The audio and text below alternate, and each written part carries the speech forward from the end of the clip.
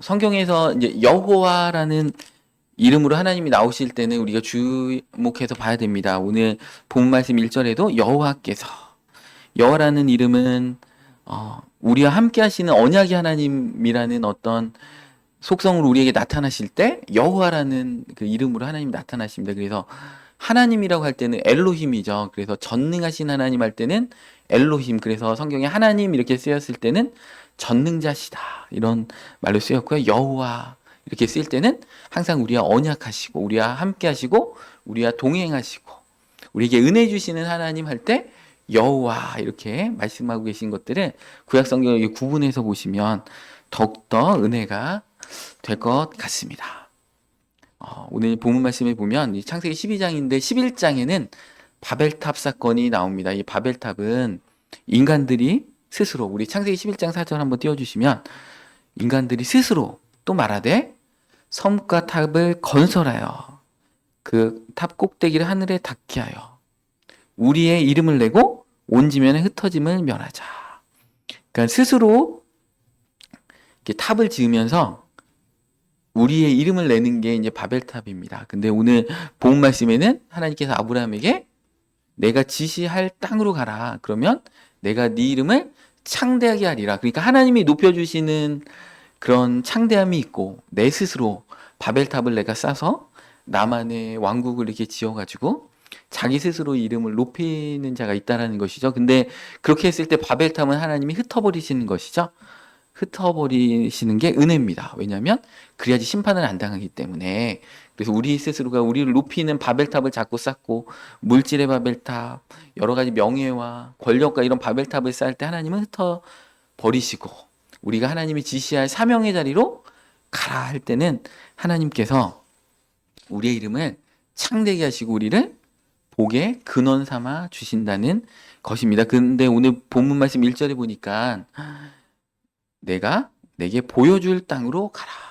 보여준 땅이 아니고 보여줄 땅으로 가라. 아직 구체적으로 보여주지 않으셨다는 것이죠. 일단 가라. 내가 보여줄 거야. 믿음으로 가라는 것입니다. 그럴 때 어떻게 되냐? 2절에 내가 너로 큰 민족을 이루고 우리의 영향력이 이렇게 확대되는 것입니다. 우리의 믿음의 자녀들이 우리가 전도하고 우리가 양육한 교회 안에 믿음의 자녀들이 막 성장하게 되고 우리 또 육신의 자녀들도 이렇게 번성하게 되는 그런 영향력의 복을 주시고 내게 복을 주어 네 이름을 창대하게 한다. 바벨탑은 자꾸 모이는 거잖아요. 성읍을 쌓고 우리끼리 다 해먹자 이게 바벨탑인 것이고 그 약속의 땅은 뭐예요? 1절에 보니까 너의 고향과 친척과 아버지의 집을 떠나 너에게 더 익숙하고 너에게 기득권이 있는 것조차도 하나님이 때로는 내려놓으라고 하면 다 내려놓고 너무 편한 거죠. 고향 친척이 있으면 다 척하면 척하고 다 말이 통하고 도와줄 분들이 있는 거죠. 소도 비빌 언덕이 있어야 된다는 것처럼 뭐 비빌 언덕이 없으면 얼마나 안타깝습니까? 그런데 아브라함은 이런 것들을 다 떠나서 내가 지시할 땅으로 가라. 이렇게 말씀하고 계십니다. 그러면은 믿음으로 그 발걸음을 옮기면 복을 주어 네 이름을 창대하게 하고 너는 복이 될지라. 예전 성경에는 복의 근원이 될지라 했는데 더 강화됐어요. 요번 그 개정 성경에는 너는 복이 될지라. 그냥 아예 복입니다. 복의 근원도 아니고 복 자체가 되어버려서 어떻게 됐느냐? 3절에 너를 축복하는 자에게는 내가 복을 내리고 너를 저주하는 에게는 내가 저주하리니 땅의 모든 족속이 너로 말미암아 복을 얻을 것이니라. 그러니까 여러분들 우리가 하나님의 자녀가 되면 그 권세가 있기 때문에 우리 불신자분들하고 인간관계를 좋게 하셔야 돼요. 여러분들이 그분들하고 사이가 틀어져 가지고 그분들이 여러분들이 싫어하고 막 여러분들이 괴롭히면 그분들이 복을 못 받습니다. 왜냐하면 우리가 하나님의 자녀로서의 권세로 인해서 복의 근원이기 때문에 우리를 거치지 않고는 이 세상 사람들이 복을 받을 방법이 전혀 없습니다. 그러니까 우리가 세상 분들과의 인간관계를 너무 좋게 해야 돼요. 그래서 그분들이 우리를 좋아하게 만들어야 돼요. 그럼 그분들도 예수 그리스도를 통한 그 복을 같이 누리게 됩니다. 그래서 우리가 이렇게 중요한 존재들인 것입니다. 그래서 우리는 익숙한 것들하고 결별하고 때로는 도전할 필요가 있습니다. 우리가 복을 받는 것이 아니고 우리를 아예 복으로 삼아주시는 겁니다. 우리는 하나님께 복을 받는 게 아니고 아예 복이다. 그 복의 근원이 되리라. 너를 축복하는 자에게는 내가 축복하리라 이렇게 말씀하고 계십니다.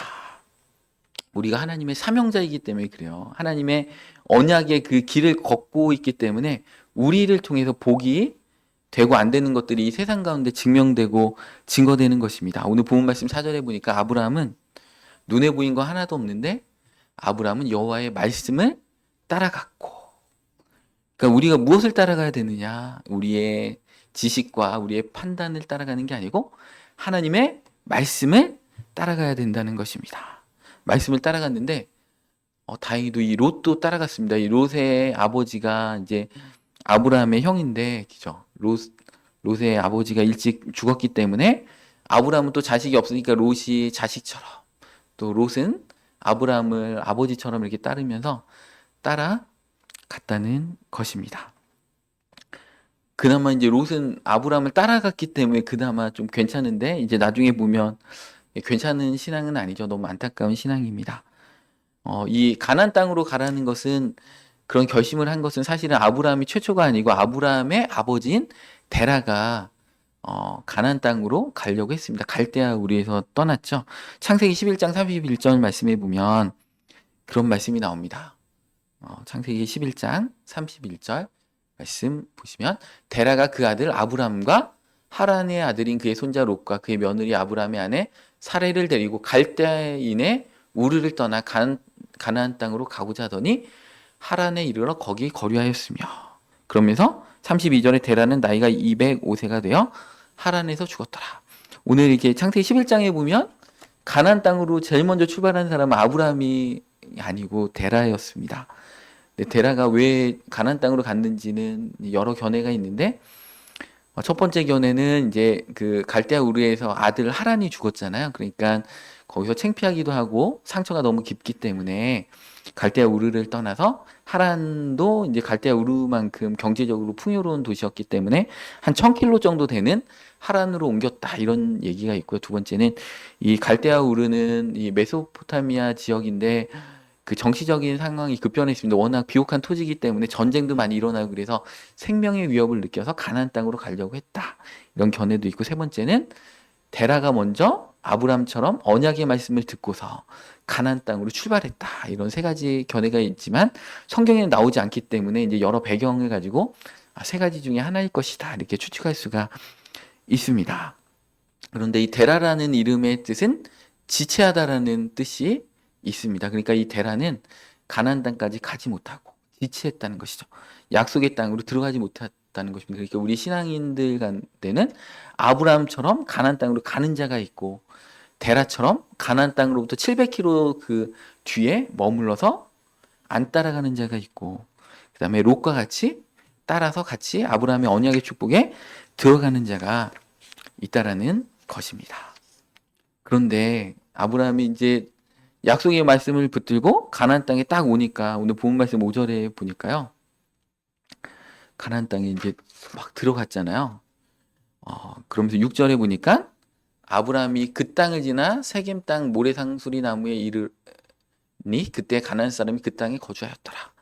약속의 땅 가나안 땅에 딱 왔는데 이미 사람들이 다 터를 잡고 있는 거예요. 그 당시에 목축업 아니면 농사인데, 이제 목축업하는 아브라함의 입장에서 딱 약속의 말씀을 붙들고 말씀을 조차 딱 갔는데, 그 평지에 이미 가나안 땅이 다 터를 잡고 이렇게 살고 있는 것입니다. 그런데도 하나님께서 7절에 말씀하실 때 내가 이제 드디어 첫 약속을 이제 말씀하십니다. 내가 이 땅을 네 자손에게 주리라.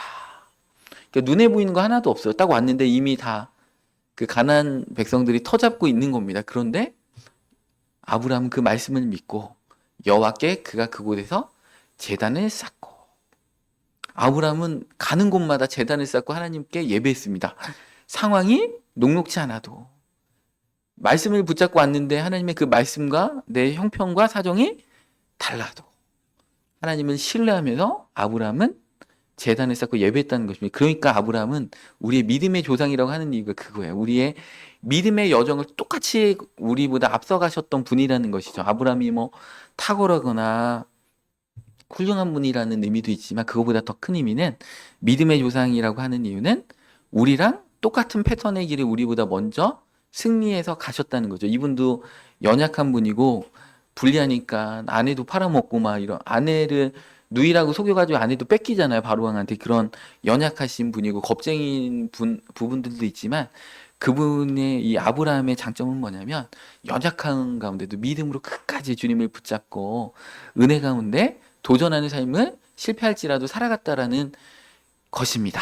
그래서 이 아브라함의 이런 부분들을 우리는 본받아야 됩니다. 그래서 이제 8절에 보니까 아브라함이 평지에 있을 데가 없으니까 어디로 갑니까? 산으로 올라가요. 산에 얼마나 힘들겠어요. 거기서 베델 동쪽 산으로 옮겨 장막을 치니 서쪽은 베델이요 동쪽은 아이라. 그가 그곳에서 여호와께 제단을 쌓고 여호와 이름을 부르더니. 그러니까 산에 이렇게 있을 수밖에 없습니다. 평지는 이미 다 그 가나안 그 백성들이 다 터 잡고 살고 있는 것입니다. 그리고 얼마나 여기 뭐 유명하지도 않은 곳인지 지명도 없어요. 그냥 서쪽은 베델이고 동쪽은 아이라. 그냥 그 중간 지명도 없고 잘 유명하지는 않은 그런 산지에 가서 근데 거기서도 하나님께 제단을 쌓고 여호와 이름을 부르다니. 이게 정말 중요한 것 같아요. 우리 삶에 손에 잡히는 게 없고 그런데도 끝까지 예배자의 삶으로 하나님 앞에 서는 자. 이 자를 하나님은 귀하게 쓰신다는 것입니다. 약속의 땅으로 왔는데 아브라함은 아직 그 복의 근원의 인격과 신앙의 모습을 갖추지 못했죠.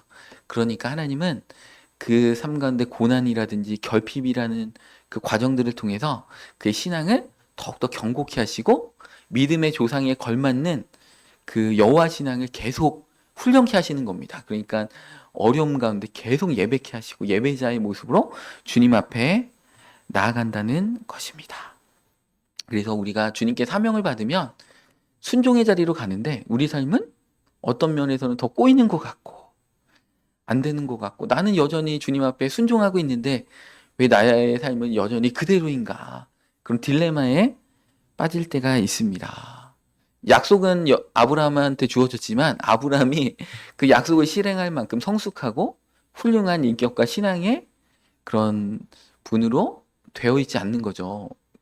태어나서 응애하고 태어났는데 갑자기 막 정말 하나님이 쓰시기에 합당한 사람이 되는 게 어디 있습니까? 우리는 여전히 이기적이고 잘난 척 좋아하고 자랑하고 싶고 이 바벨탑을 쌓고 싶은 존재인데 그 바벨탑을 하나님은 철저하게 아브라함 가운데 무너뜨려 가지고 하나님만 의지하게 만드실 때까지 낮추셔서 하나님만 바라보게 하신다는 것입니다. 요셉을 총리로 삼으시려면 요셉을 종살이하고 옥살이를 통해서 섬기는 법, 낮아지는 법, 순종하는 법을 배워야 됩니다. 여러분들 큰 인물이 되시려면 예수님도 말씀하셨잖아요. 너희가 크고자 하면은 낮아져야 된다. 그죠? 섬겨야 된다. 그렇지 않으면 안 됩니다. 여러분들 하나님으로부터 높임을 받고 우리 이름을 창대케 하는 그런 경험을 하기를 원하신다면 우리는 철저하게 겸손하게 낮아지고 내 바벨탑을 다 무너뜨려 버려야 돼요. 내 이름을 내려는 것들.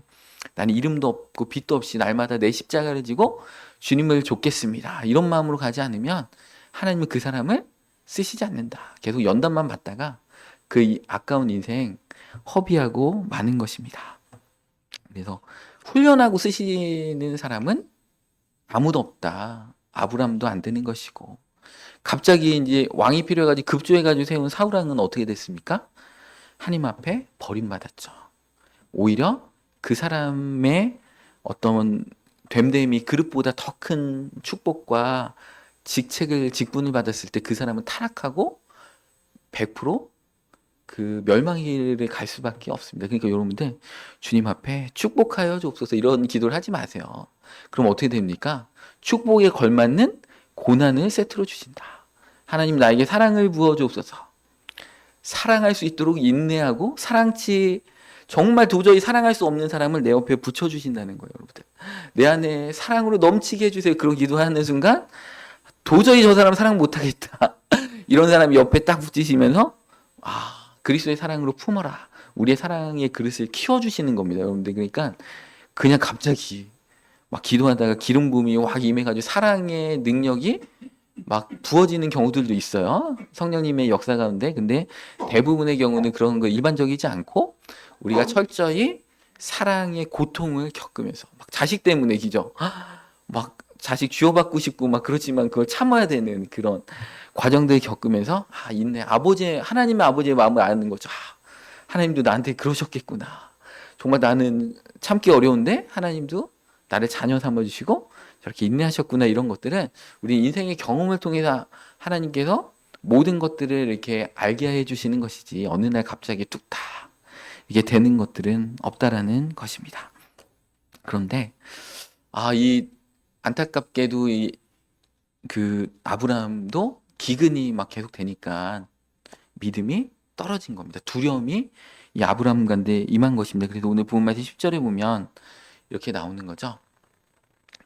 그 땅에 기근이 들었으므로 아브라함이 애굽에 거류하려고 그리로 내려갔으니. 여러분들 이게 성경에서 내려갔다 올라갔다 이런 말씀 볼 때 이게 그냥 쓰여지지 않고 영적으로 후퇴했다 이런 의미로 쓰이는 게 엄청 많습니다. 그리고 애굽에서 다시 가나안 땅으로 올 때는 올라왔으니 이렇게 표현을 이렇게 성경에 하고 있습니다. 이게 계속 어려움이 오고 기근이 오면 어떻게 됩니까? 우리는 두렵잖아요. 그죠? 그럼 약속의 땅에 그저 며칠 굶어도 있으면 하나님께서 회복시켜 주실 텐데 내려가잖아요. 우리 룻기서에 봐도 이제 룻의 어머니 나오미가 그 베들레헴에 살다가 기근이 오니까 그 모압으로 이렇게 피신 가가지고 그죠?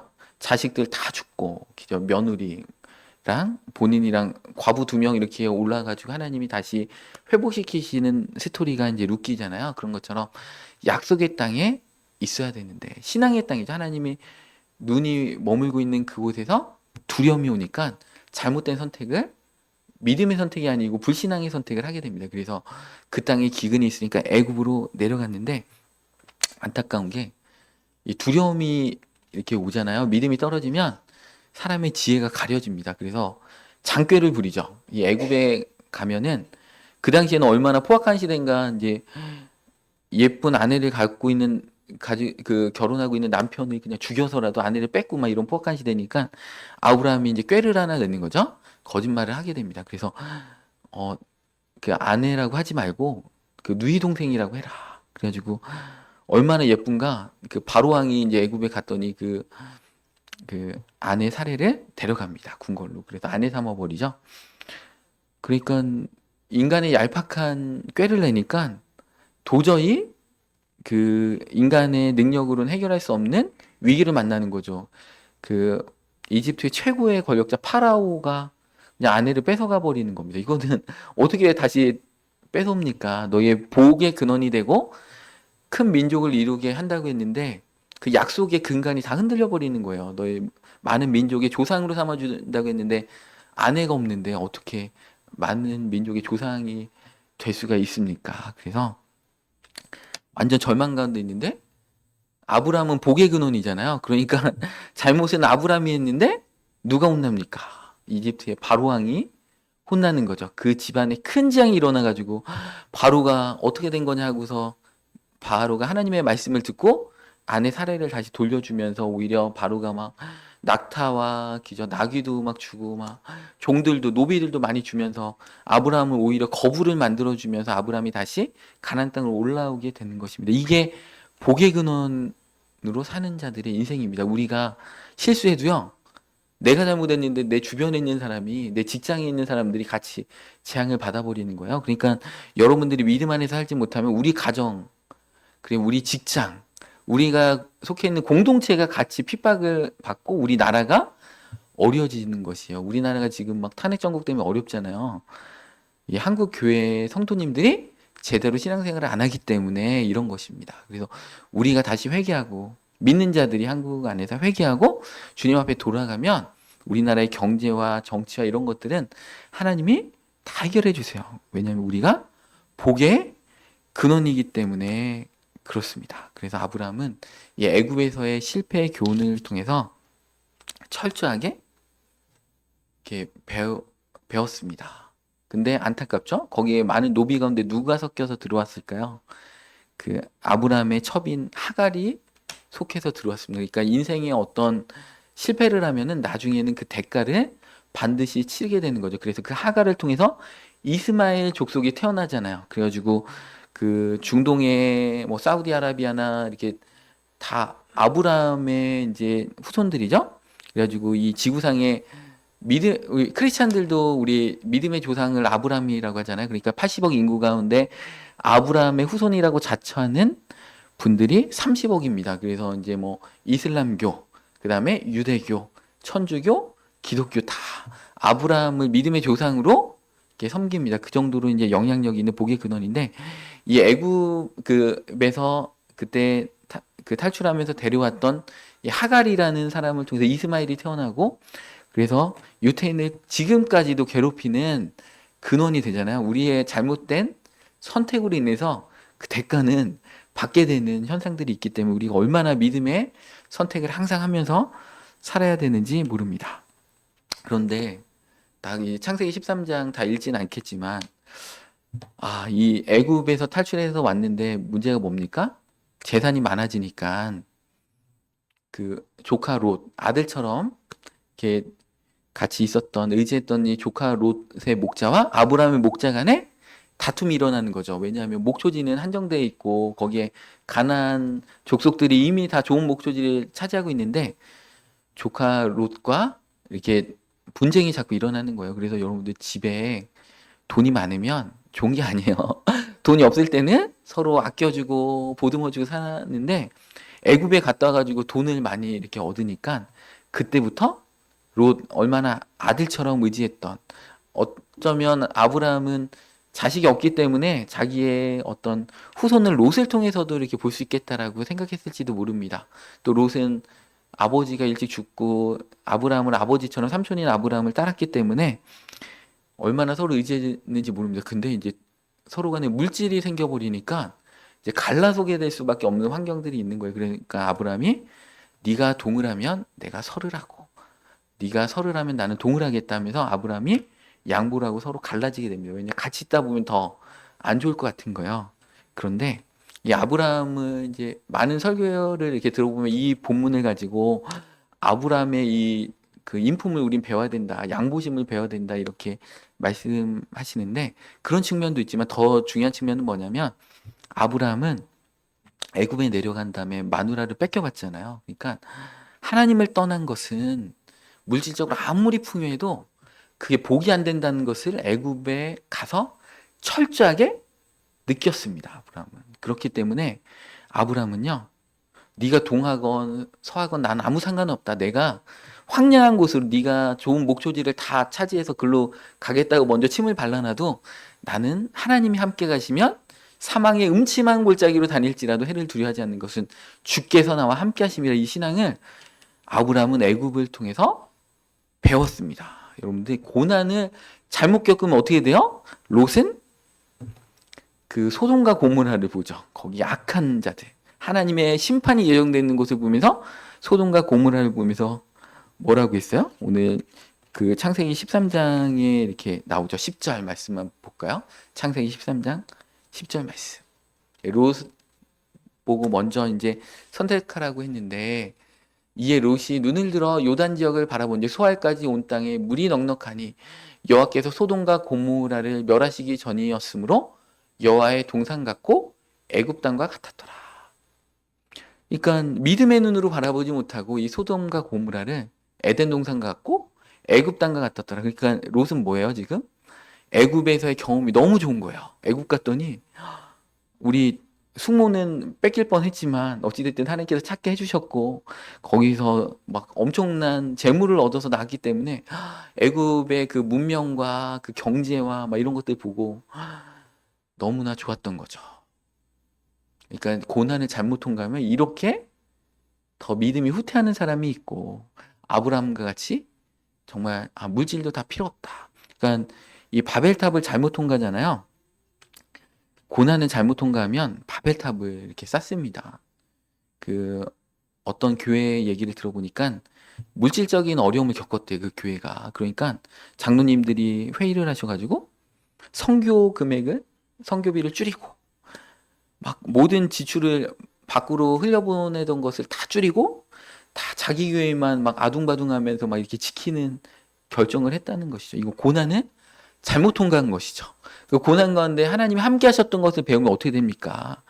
없을수록 더 섬기고 더 전도하고 선교하는 자세로 나가는 게 이게 고난을 잘 통과한 믿음의 사람인 것이고, 고난을 잘못 통과하면 이렇게 됩니다. 그러니까 어렸을 때 고난을 잘못 통과한 분은 뭐 부모님 맞벌이하고 막 배고프고 외로웠어요. 그럼 어떻게 돼요? 어른 돼 가지고 돈을 스크루지처럼 안 쓰고 우리 가족만 챙기고 자기 입만 챙기고 이런 신앙인으로 가시는 분이 있고, 반면에 다른 분은 그런 어려움을 겪었기 때문에 이 주변에 안타깝고 어려운 사람들을 더욱더 더 돌봐주는 그런 그 모습으로 가시는 분들도 있습니다. 그러니까 우리는 정말 우리가 겪는 그 경험을 하나님은 그것을 가지고 다 약이 되게 하기를 원하시는데, 어떤 분들은 독이 되게 하기는 삶으로 간다는 거예요. 똑같이 물을 먹어도 그죠? 꿀을 이렇게 내는 꿀벌이 있고 독을 내는 뱀이 이렇게 있지 않습니까?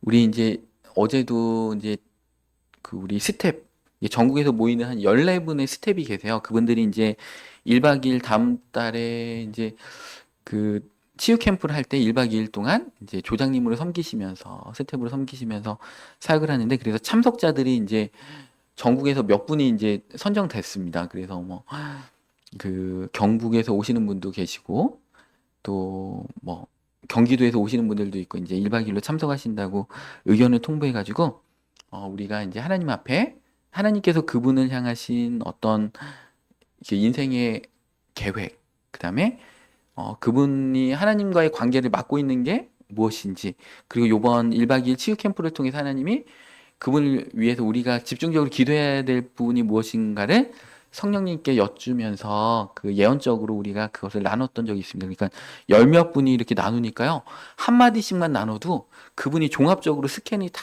되는 거예요. 완전 CT보다 더 정확합니다. 그래서 어떤 분은 이제 그분이 잡채를 드시는 것처럼 잡채를 드실 때 시금치만 편식하듯이 그분이 하나님의 말씀을 편식하고 계시네요. 그리고 그분이 정말 가슴이 답답한 게 안개가 환상으로 보입니다.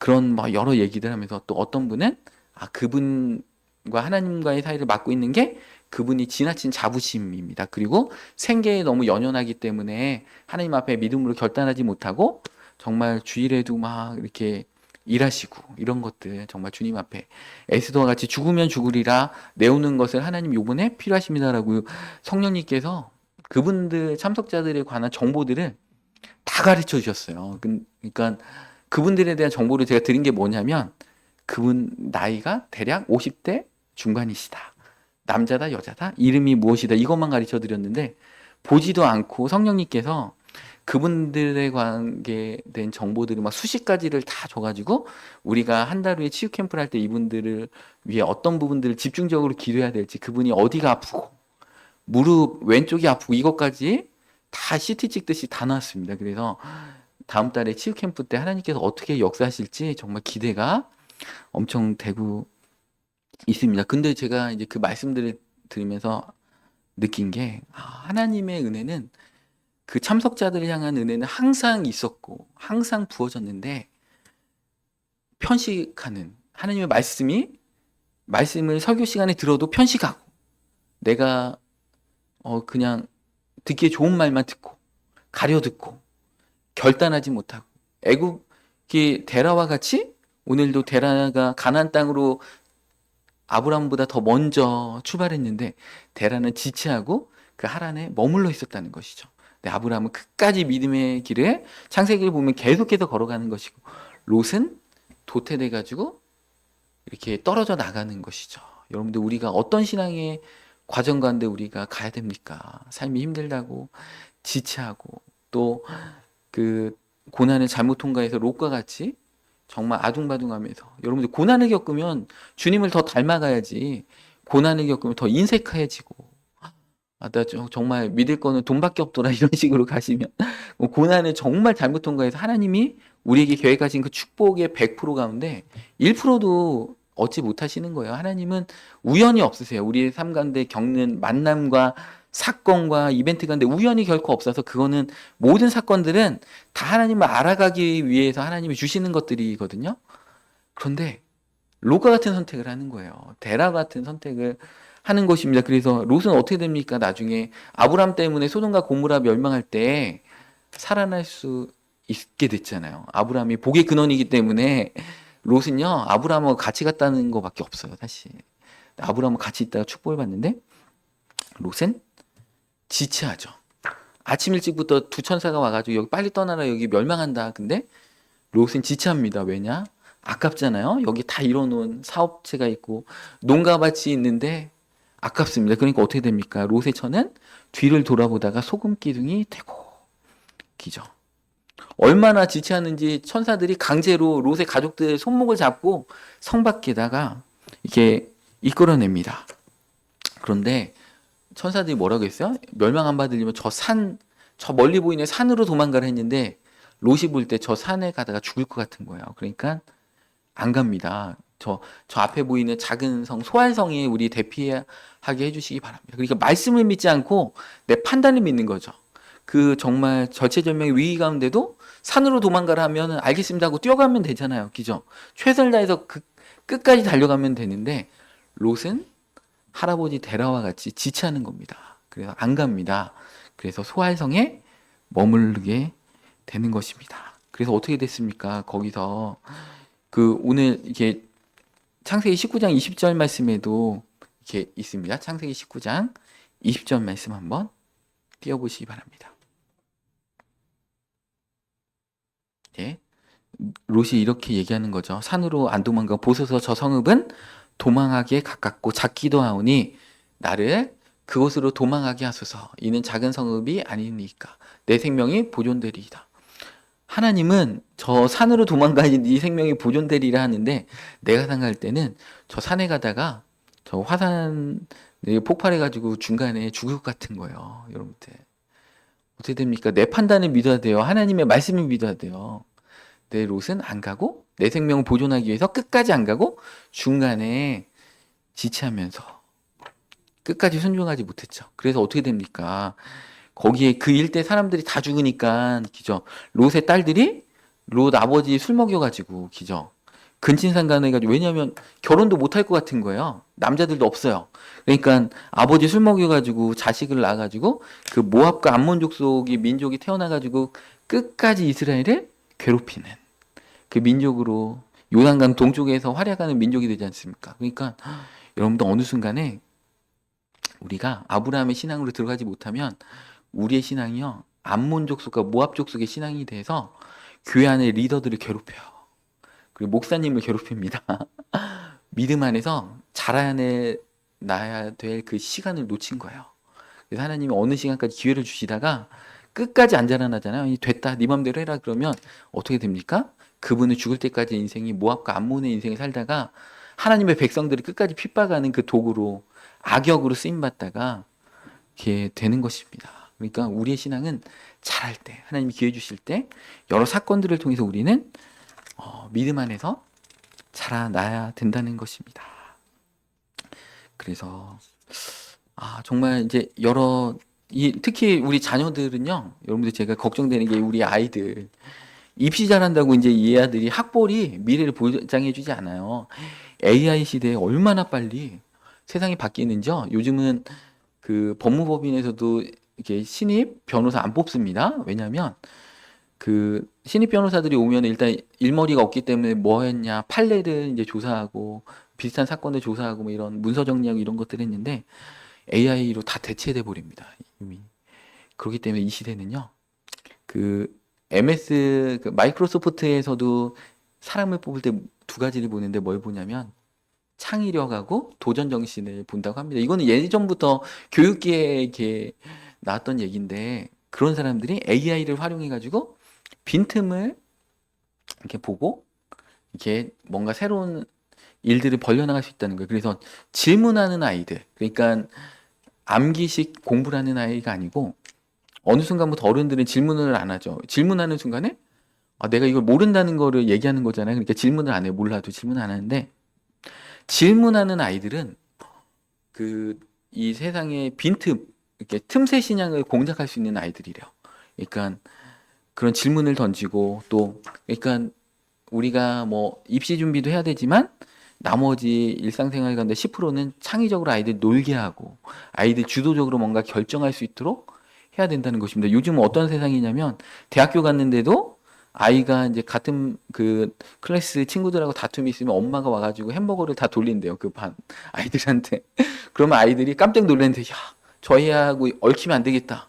저 부모가 저렇게 적극적으로 개입하는데 내가 저희하고 뭔가 다툼이 있어가지고 내가 저 엄마 아빠한테 혼나겠다. 이런 시대입니다. 요즘 군대도 막 우리 뭐 아이 병사들이 이제 엄마 아빠한테 전화하면 막 엄마가 중대장한테 따진다잖아요. 우리 아이 뭐한테 그럴 수 있냐고. 그런 시대가 됐다고 합니다.